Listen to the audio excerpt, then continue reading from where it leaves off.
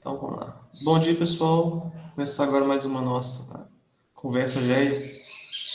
Nosso ilustre convidado de hoje, nossa amiga Abra, já está aqui na GEI, já como nossa colaboradora. E fala um pouquinho sobre carreira, um pouquinho sobre rotina aí de trabalho. Ela trabalha numa área bem diferente aí de tecnologia que eu achei muito interessante. Vai falar um pouquinho aí e vamos ver. Abre, com você, à sua disposição. Bom dia, pessoal. Eu sou a Abne, eu tenho 27 anos.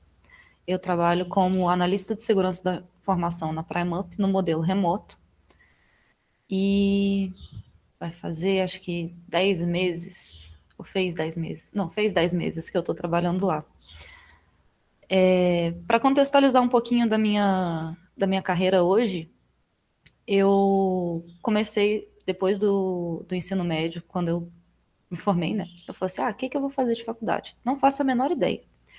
Tinha 17 anos para 18, não fazia a menor ideia do que eu queria da minha vida. Entrei em letras, fiz um ano de letras, olhei porque eu estava aprendendo lá e falei assim, poxa, isso daqui é muito legal. Mas eu não quero fazer isso daqui o resto da minha vida. Saí de letras, fui fazer cursinho para tentar entrar em um outro curso. Entrei em fisioterapia, ainda sem ter muita certeza do que eu queria fazer da minha vida. Fiz 2 anos e meio de fisioterapia e a pandemia começou. No que a pandemia começou, faculdade de saúde, presencial, não tem como fazer remoto, o negócio não casa. Putz, o que eu vou fazer da minha vida agora?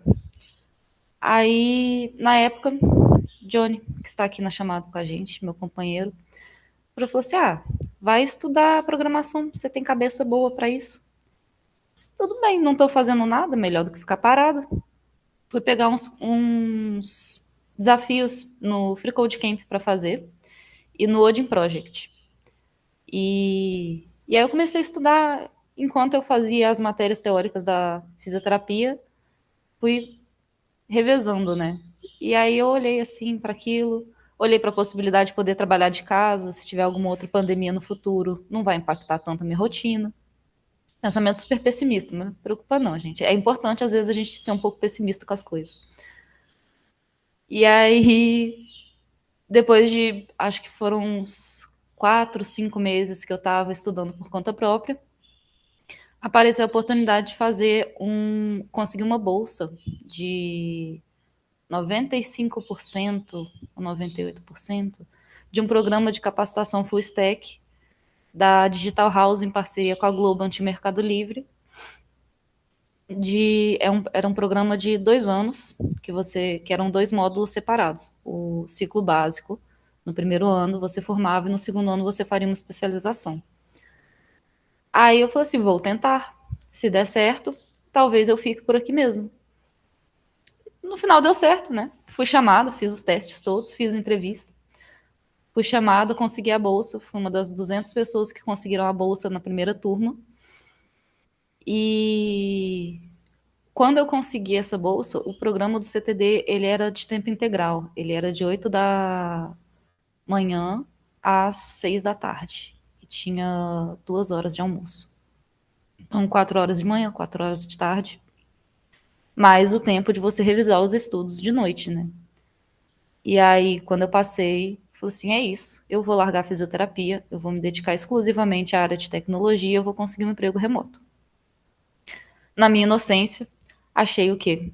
Vou fazer o curso aqui do CTD, vou terminar o curso, vai ter a rodada de entrevistas, talvez eu já consiga um emprego terminando isso daqui. Não tinha faculdade, não tinha alguém que fosse já da área da tecnologia para me indicar para vagas, né? Tava só ali com a cara e com a coragem. Fiz o curso, terminei o curso, passei pelas entrevistas, cheguei até a etapa de entrevista com o cliente na Globant, e aí o cara virou e falou assim, olha, seu perfil é muito legal, você é o que a gente está procurando para vaga, mas você não tem faculdade. E foi isso. Beleza, tá bom, né? É isso aí. Meu perfil é isso aí, mas eu não tenho um papel falando que eu me formei com alguma coisa que me capacitaria exatamente o que eles querem. Beleza. Continuei me candidatando para vagas e procurei continuar me especializando. Terminando o curso do CTD, teve a oportunidade de um programa chamado Security Girls, que era da Microsoft. Eles ofereceram 50 bolsas para fazer um programa de capacitação e ganhar um voucher de 100% para tirar a certificação SC900. SC900, da Microsoft, que é de fundamentos de identidade, conformidade e segurança. E aí fui, fiz o processo seletivo, consegui uma das 50 bolsas que tiveram. Todos esses programas foram remotos. Consegui a bolsa, consegui o voucher no final do programa, porque tinha que cumprir com a presença e com alguns requisitos para você poder fazer a prova. Na semana de eu fazer a minha prova de certificação, eu peguei Covid. Eu precisei remarcar a prova. Eu só podia remarcar para uma semana depois. Fui eu fazer a prova de certificação, recém recuperando de Covid, ainda meio ruim. Não consegui estudar antes da prova, porque eu estava de cama. Mas o que importa é que no final eu consegui a média para passar. Precisava de 700, eu fui acho que com 780 na prova e tirei minha certificação da Microsoft. Foi minha primeira certificação de uma empresa grande.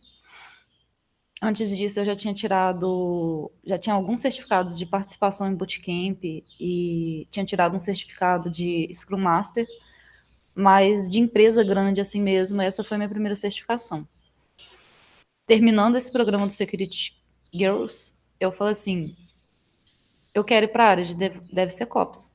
Gostei disso daqui que eu vi, vou focar para a área de DevSecOps. O que eu preciso? Eu preciso saber, pelo menos, programar em um tipo de linguagem, eu preciso saber tecnologia de nuvem e eu preciso entender da área de segurança. Eu fiz um curso full stack, a parte de programação tá ok, né? Tá no básico ali, eu tô procurando vaga de trainee ou de júnior, então tá ok. Tirei a certificação da Microsoft de segurança, tá faltando computação em nuvem. Fui procurar alguma coisa na área de computação em nuvem. Encontrei o bootcamp da Transformar.tech, em parceria com a Escola da Nuvem. A Escola da Nuvem, inclusive, ela tem no site deles, qualquer um pode entrar e fazer o curso básico de nuvem da AWS. Fui tentar o bootcamp. O bootcamp da Transformar Tech, ele foi um bootcamp muito interessante, porque além de ensinar tecnologia em nuvem, o foco era formar o máximo de meninos, de mulheres possível, que tivessem transição de carreira. Porque a Transformar, ela tem alguns programas. Ela é uma empresa focada em programas de inclusão. Então, eles tiveram um outro bootcamp antes, estava tendo esse que era exclusivo para mulheres. Logo depois do meu veio um que foi para a comunidade carente lá em Braslândia. Então, a cada ciclo, eles focam em um grupo de carência diferente. No caso, esse era para trazer mais mulheres para a área de tecnologia.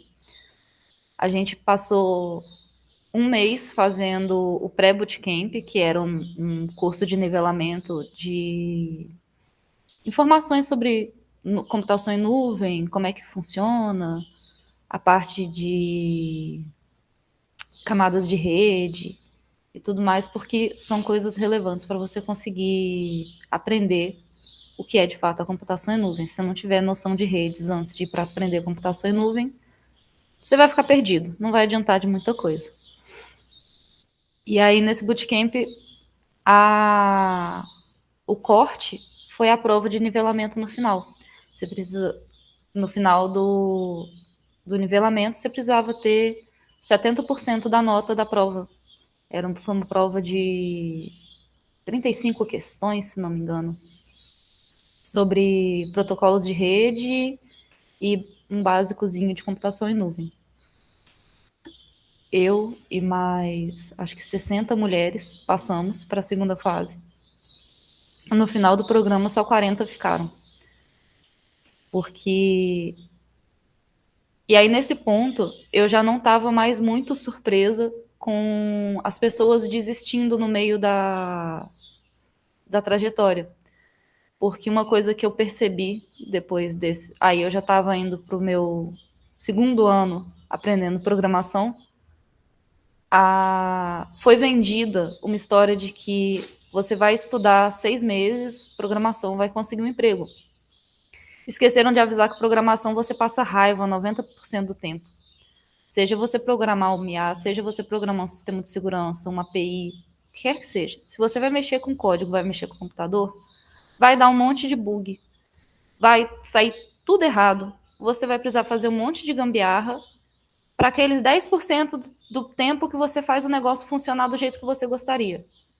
E essa parte psicológica de você saber que, apesar de passar raiva, se você persistir, no final você vai conseguir, é muito complicado. Principalmente quando você está procurando um emprego ou quando você não tem noção do porquê que você está aprendendo aquilo. Porque tem muita coisa que a gente aprende na área de tecnologia que não faz muito sentido até que ela seja contextualizada com outra tecnologia junto.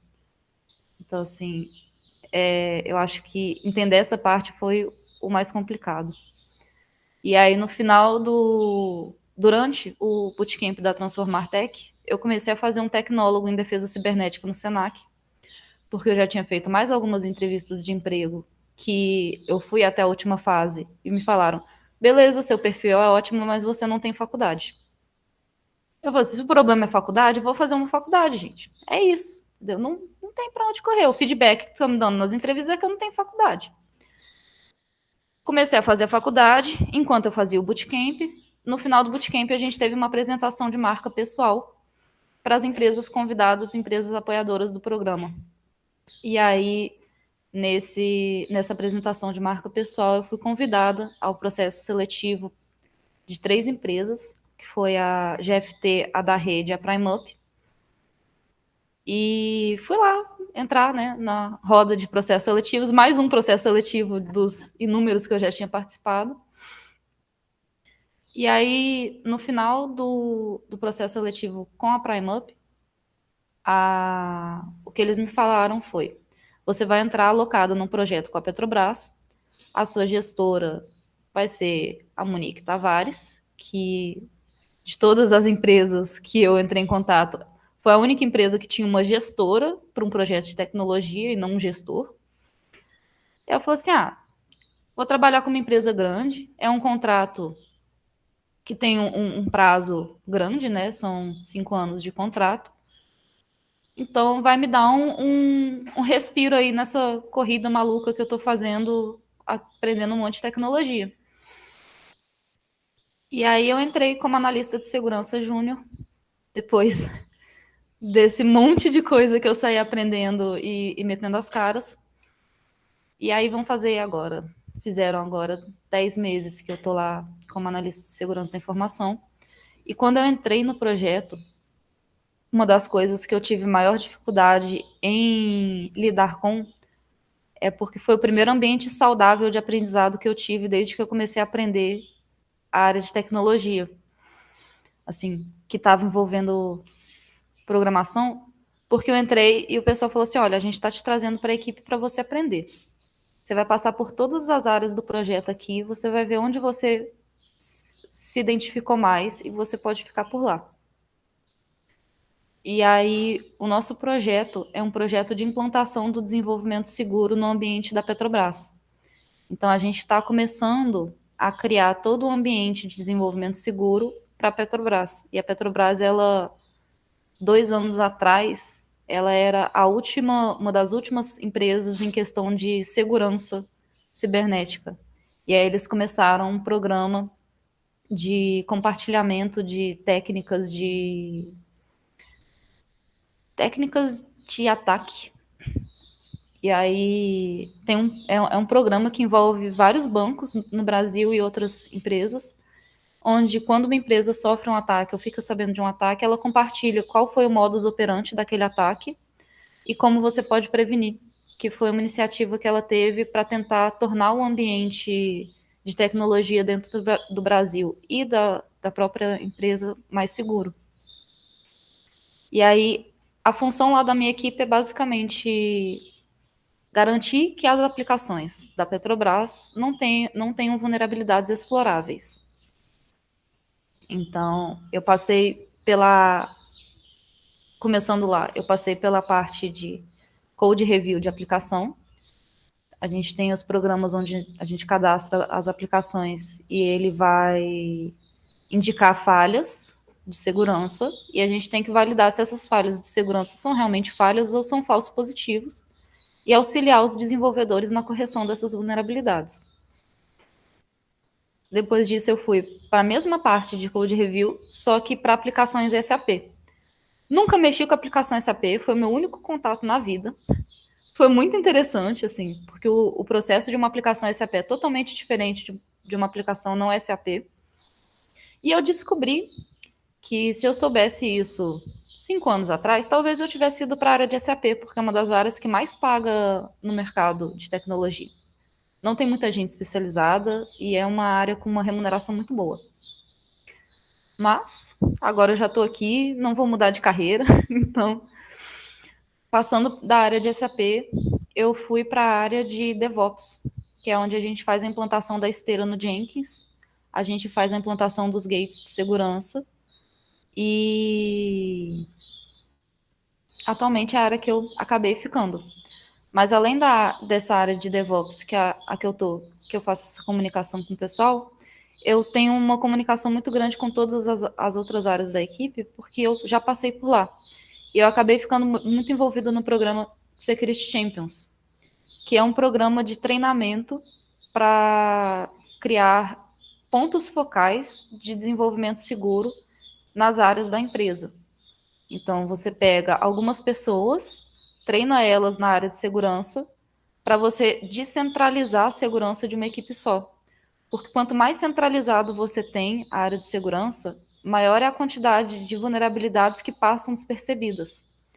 Então, o Security Champions ele tem como foco a conscientização em desenvolvimento seguro dentro da empresa e o treinamento de líderes em desenvolvimento seguro em cada uma das áreas que possam servir como pontos focais e trabalhar em conjunto com a nossa equipe que está ali fazendo a implantação, de fato, do desenvolvimento seguro. Além disso, eu acabei, e aí isso é algo que eu recomendo muito, principalmente para quem for entrar no mercado de trabalho. Gente, entra com vontade de sofrer trabalhando. Por que eu falo isso? Porque eu entrei como analista de segurança da informação júnior. Qual é a ideia de um júnior? É o cara que faz aprendendo. Só que, ao mesmo tempo que você faz aprendendo, você só vai aprender se você se desafiar a fazer coisas que você não tem a menor ideia de como você vai fazer. E a vantagem de você ser júnior é que se você fizer alguma cagada, você tem todas as outras pessoas que são sênior na equipe para te ajudar a corrigir ela.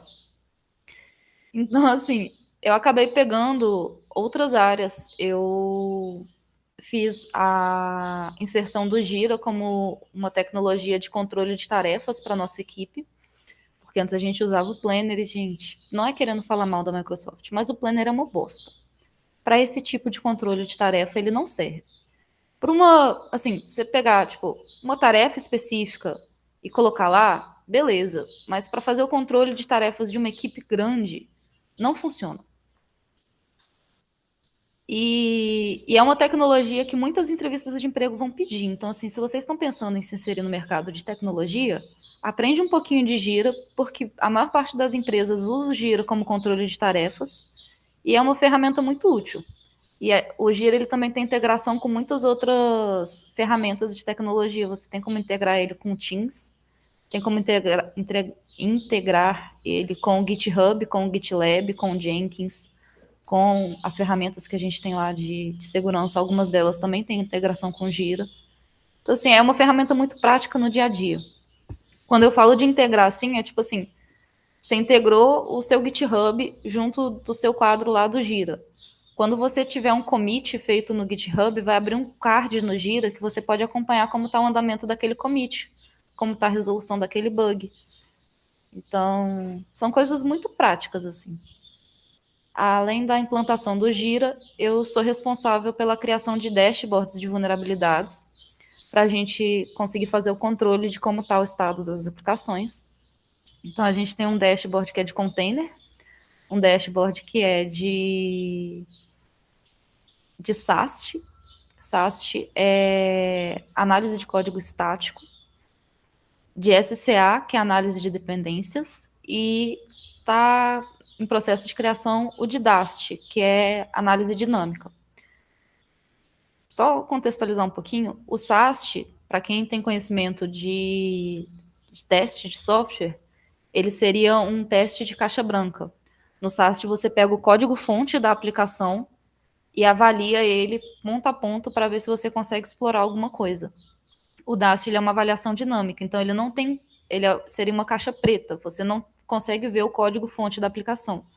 Você faz a exploração como se você fosse um usuário daquele site ou daquela ferramenta.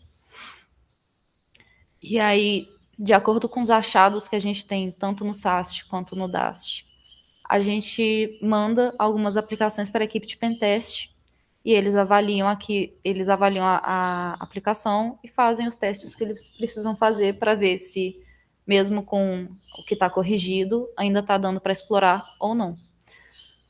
E o SCA é a análise de dependências. Quando a gente, não sei qual é o nível de conhecimento de código de cada um, mas principalmente mexendo com o IA, a gente acaba adicionando muitas libs, né? Se você estiver mexendo com Python, você vai adicionar muitas libs no seu projeto para te auxiliar no desenvolvimento do código.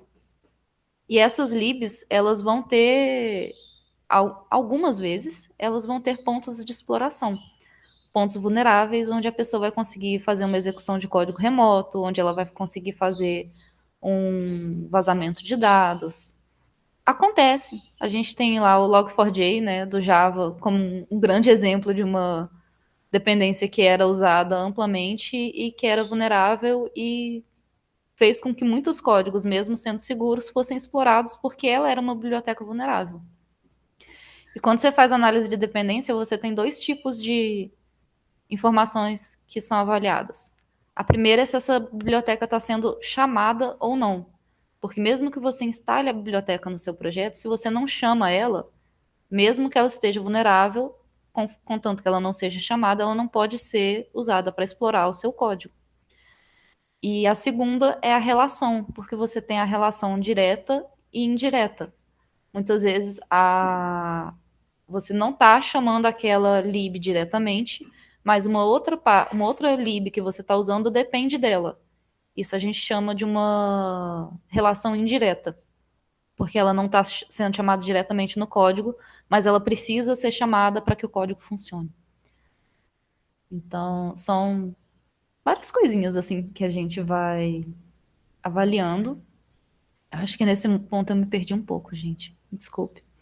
Mas no meu dia a dia, eu acho que basicamente o que eu tenho feito é isso. Eu faço um ponto de conexão entre as diferentes áreas do nosso projeto. São 5 áreas diferentes de atuação da minha equipe dentro da implantação de desenvolvimento seguro.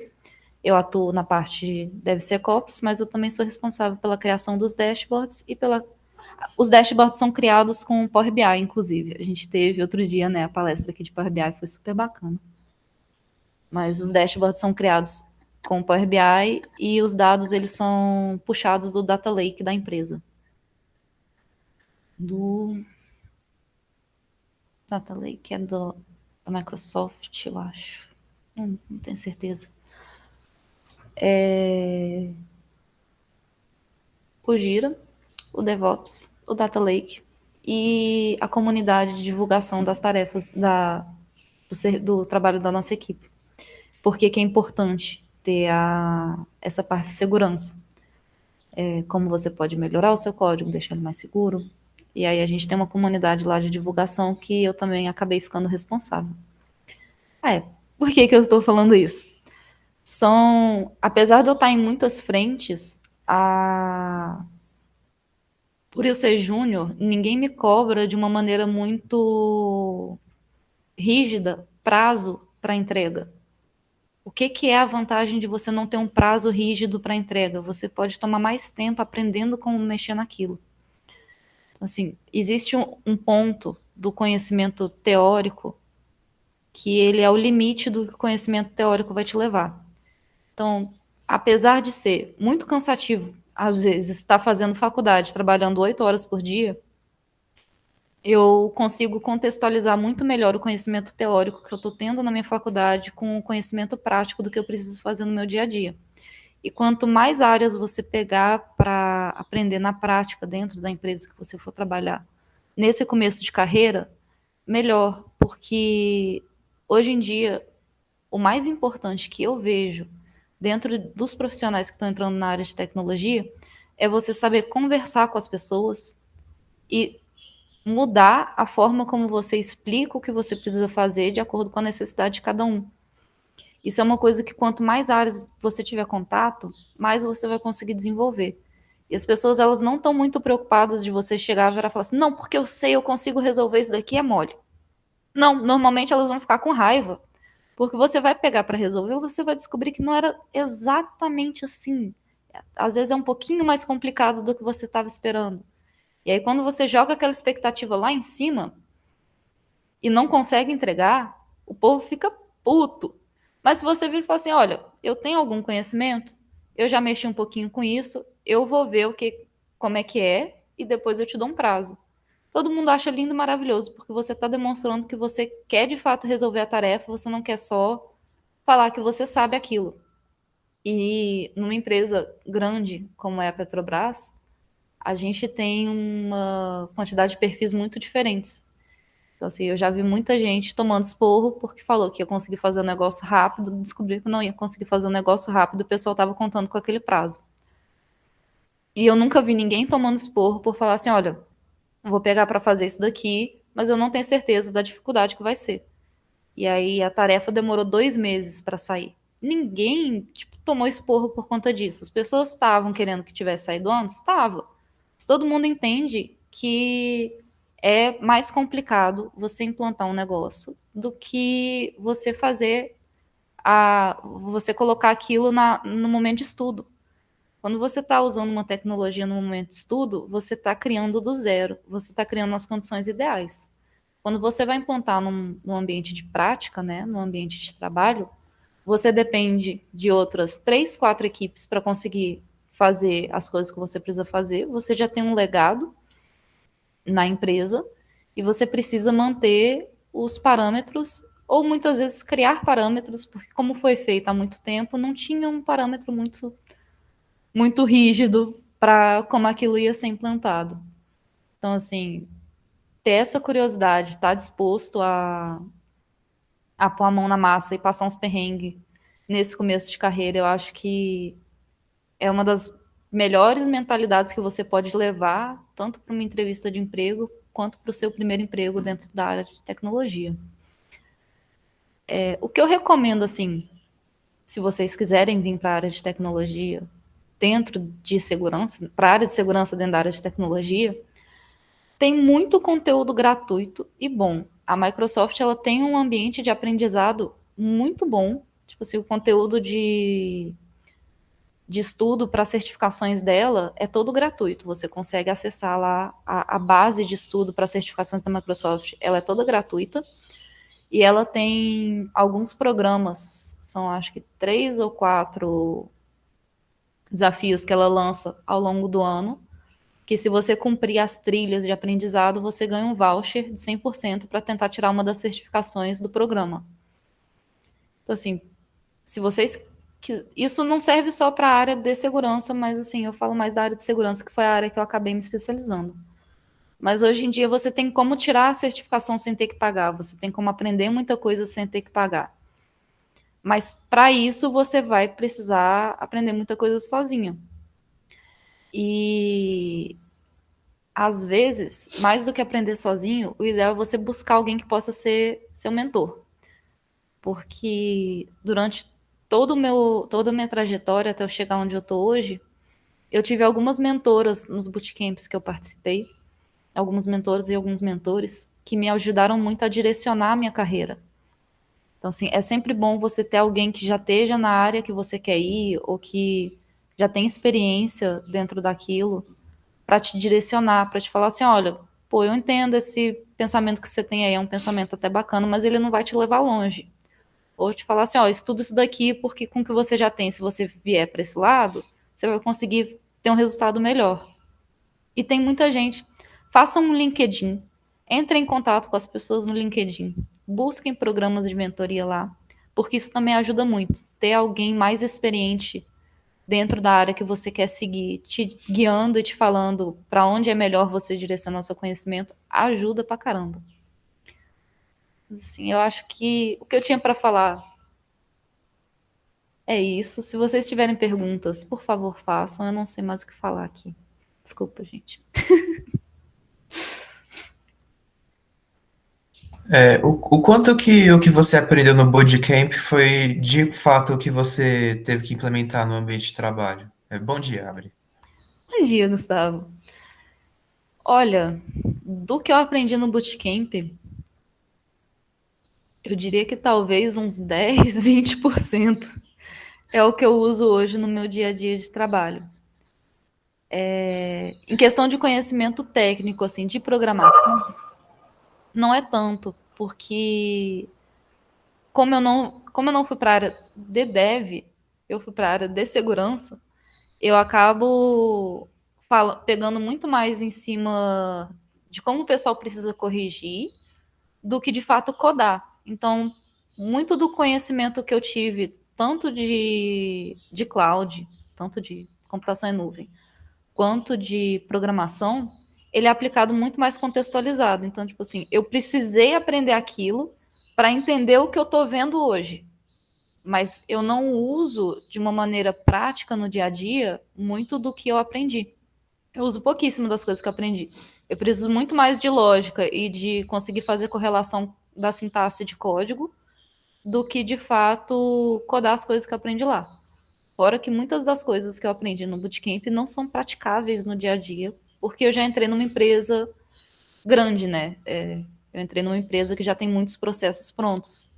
Então, a quantidade de conhecimento que você aprende num bootcamp, ela varia muito de acordo com o tipo de empresa e projeto que você for trabalhar. Como a empresa que eu vim, ela já tem os processos, boa parte dos processos dela desenvolvidos, né? A gente tá desenvolvendo só a parte de segurança. E os códigos já estão prontos, né? Tem muita aplicação legada.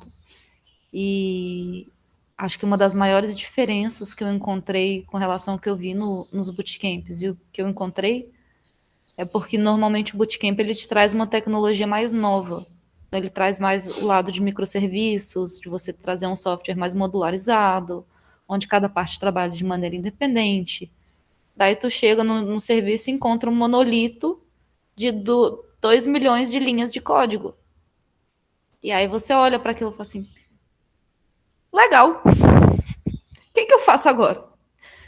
Então, assim, é importante, mas eu acho que a parte que eu aprendi de lógica de programação e os conceitos básicos, eu uso todos eles no dia a dia. Mas a parte mais prática, mais aplicada, eu uso pouquíssimo. Então, assim, saber a base bem é muito mais relevante do que saber bem uma linguagem. Foi a conclusão que eu cheguei. Legal. E o quanto que uma certificação de bootcamp você acha que tem peso no mercado de trabalho, no momento que você vai fazer uma entrevista ou ir atrás de uma empresa? Pouquíssimo. Depende muito do bootcamp.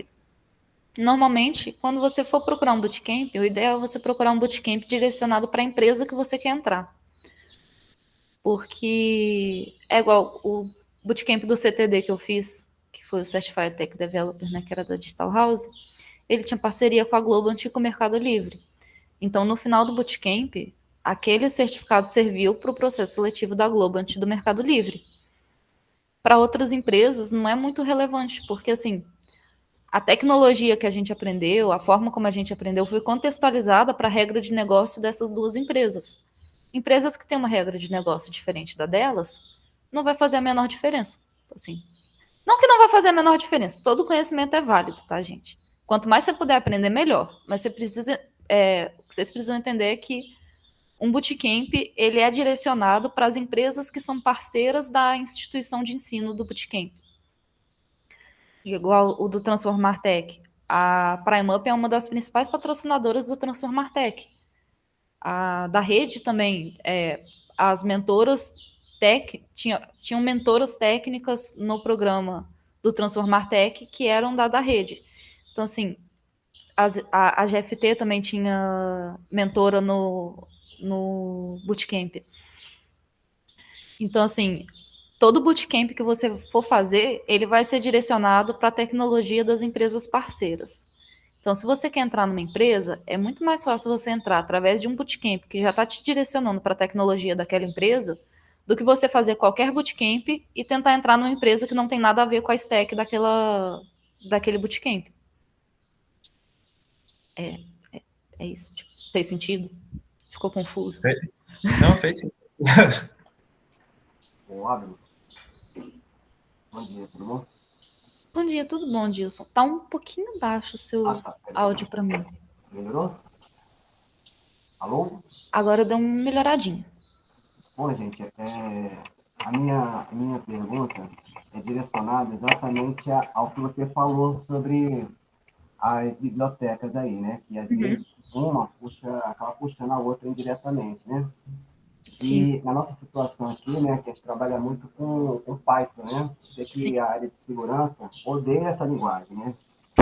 Ela, ela ela pode sofrer, ela tem influência exatamente disso que você falou aí, indiretamente, né? E ela, assim, realmente ela pode ser vulnerável demais, dependendo onde vai ser usada, né?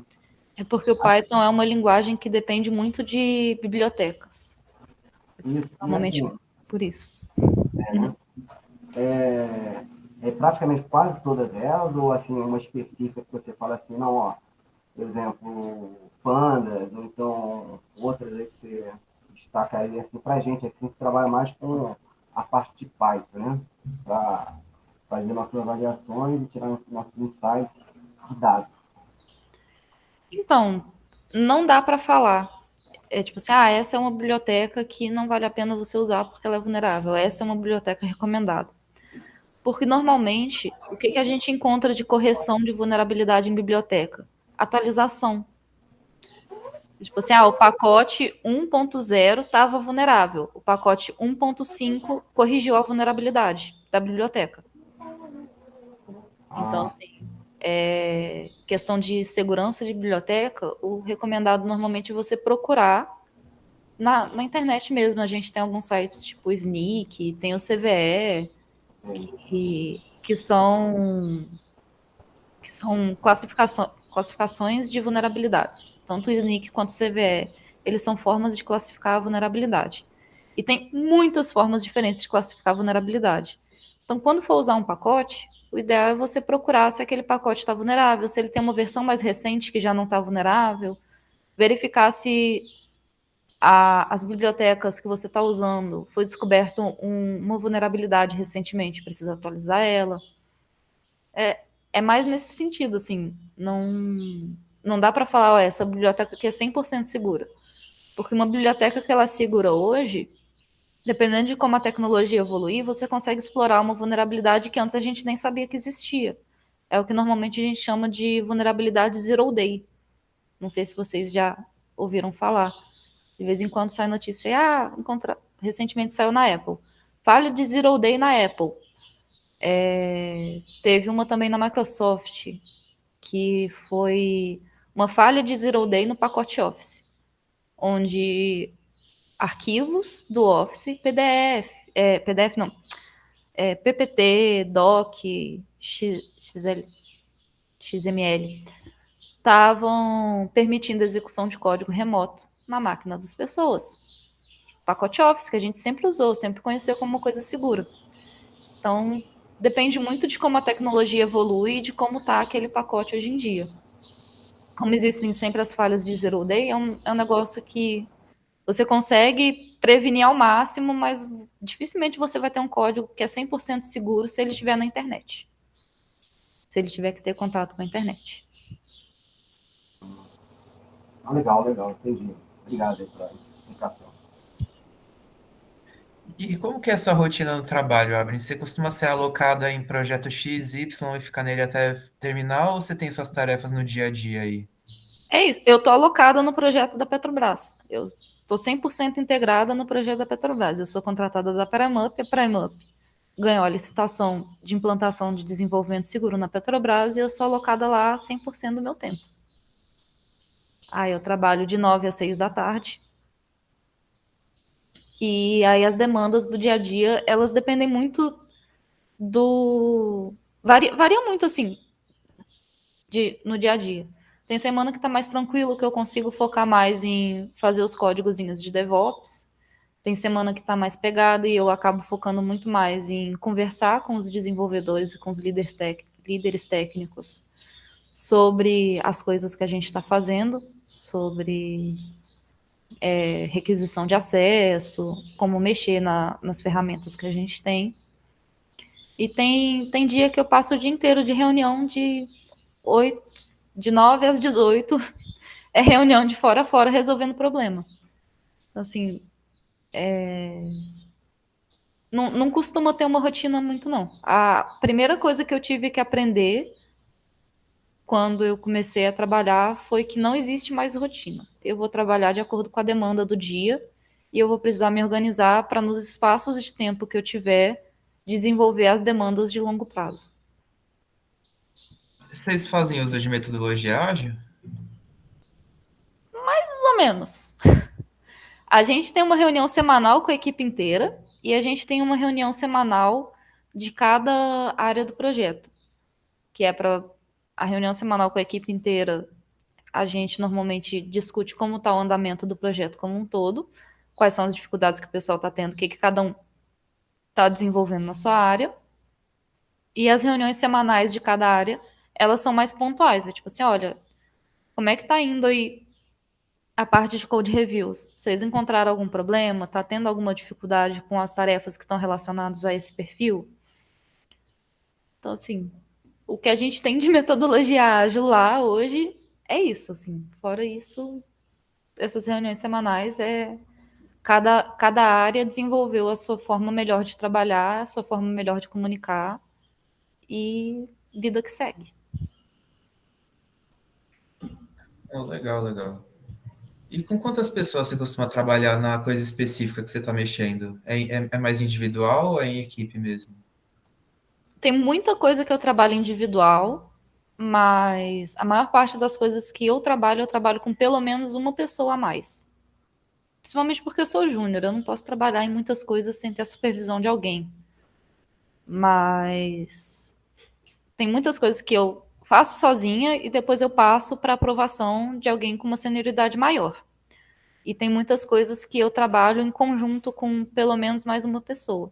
A área de DevOps lá na equipe consiste de eu e um sênior, né? Eu e um colega de trabalho meu. Então, normalmente, as coisas de DevOps a gente atua nós dois, e quando tem a necessidade, a gente atua junto com a equipe de DevOps da Petrobras, porque a gente atua lá como DevSecOps. Tem a equipe de DevOps que cuida da esteira de DevOps mesmo, não da parte de segurança da esteira.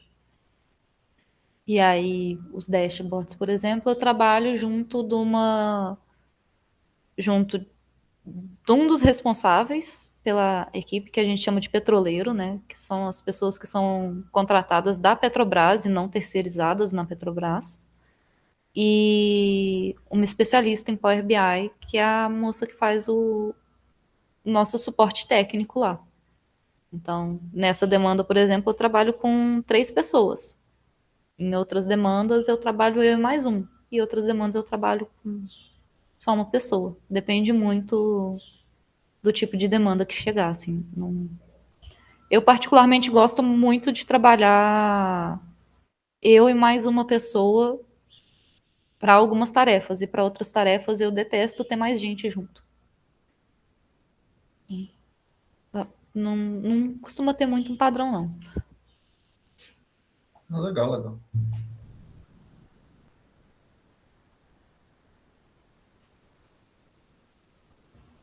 Mais alguma pergunta, gente? Aproveitei, turma. E você tá na Primup há quanto tempo mesmo? 10 meses. Legal. E o bootcamp serviu alguma coisa como ponto de networking para você? Muito.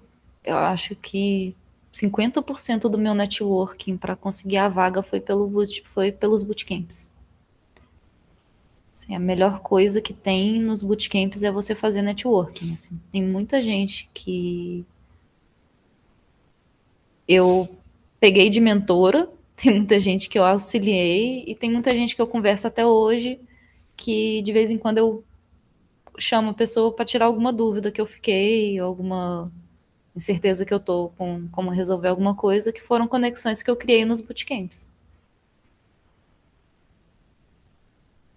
Ah, Recomendo não, muito. legal. É, Talvez sirva mais do que para o que você aprendeu de coisa técnica para aplicar, né? isso.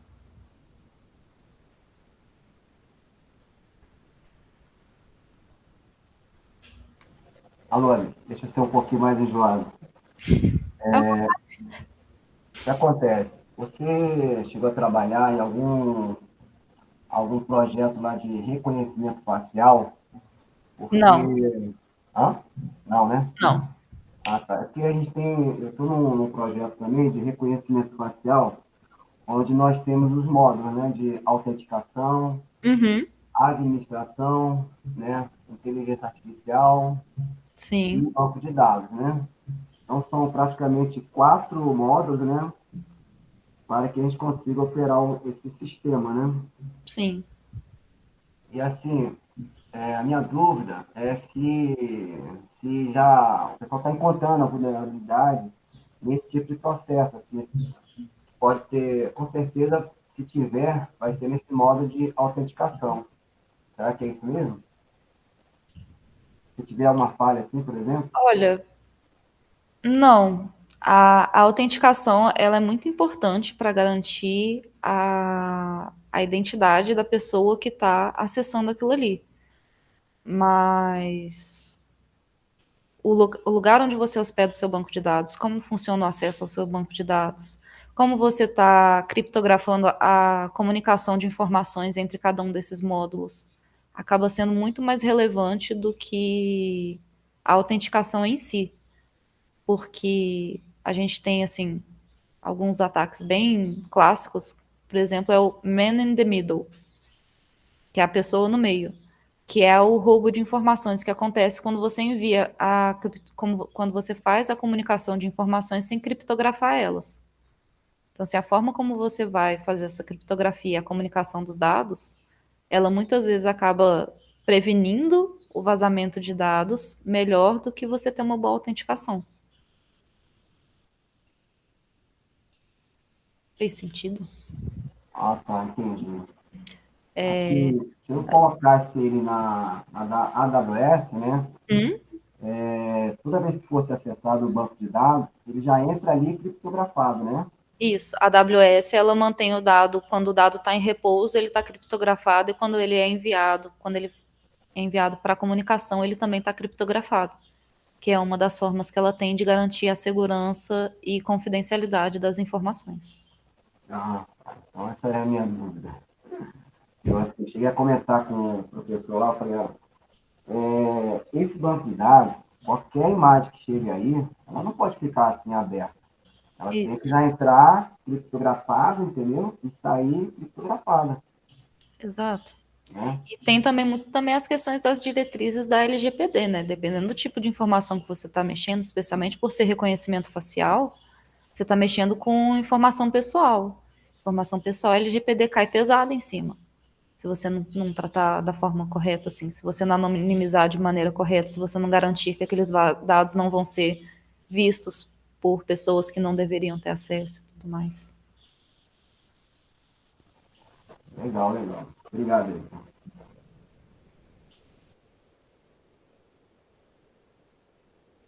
Mais alguma pergunta, gente?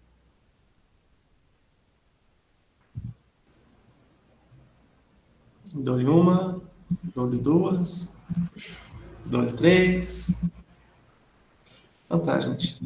Já que a pessoa tá meio tímida ainda, exceto o Gilson e o Gustavo,